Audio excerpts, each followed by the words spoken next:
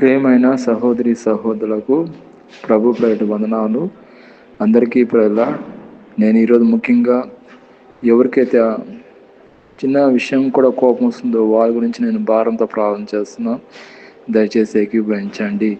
ప్రియమైన మా పరలోక తండ్రి, యేసుక్రీస్తు ప్రభు పరిశుద్ధ నామమును బట్టి మీ సన్నిధికి వస్తున్నాం తండ్రి. ఈ రాత్రి సమయంలో ఎక్కడైతే ఇద్దరు ముగ్గురు మీ నామంలో కూడి ప్రార్థన చేస్తారో ప్రభువా, మీరు అక్కడ ఉంటాను నా దేవా, మీకు స్తోత్రం నాయన. ఎవరికైతే ఈ సమయంలో ఆయన ప్రత్యేకంగా కోపంతో బాధపడుతున్నారో వాళ్ళ గురించి నేను భారంతో ప్రార్థన చేస్తున్నాం.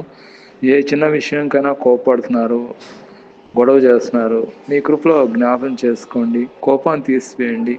కోపం ఉండడానికి వీలేదు నాయన. మీ శాంతితో నెమ్మదితో నింపండి.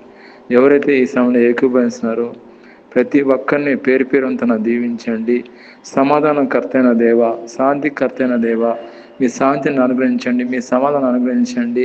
ఈరోజు నుంచి ఎవరైతే కోపం ఉందో కోపాన్ని తీసివేసి మీ శాంతిని సమాధానంతో నింపి నడిపించమని, గొప్పగా దీవించమని, కోపాన్ని ఇంక రాకుండా మీ కృపలో భద్రపరచమని, కోడి తన పిల్లల్ని ఏ విధంగా కాపాడదో అదేవిధంగా మీ కృపారెక్కల చాటున కృపణలో భద్రపరచమని, సమాధానం అనుగ్రహించమని, సమాధానంతో నిలబెట్టను అభిషేకించమని, కృపలో భద్రపరచమని, ప్రత్యేకమైన కృపతో నింపమని, ఎవరైతే ఏకీభవిస్తున్నారో ఈ సమస్య కాకుండా ప్రతి ఒక్కరిని పేరు పేరు అంతా దీవించమని ప్రభుని యేసుక్రీస్తులో ప్రార్థన చేస్తున్నాం తండ్రి. ఆమేన్.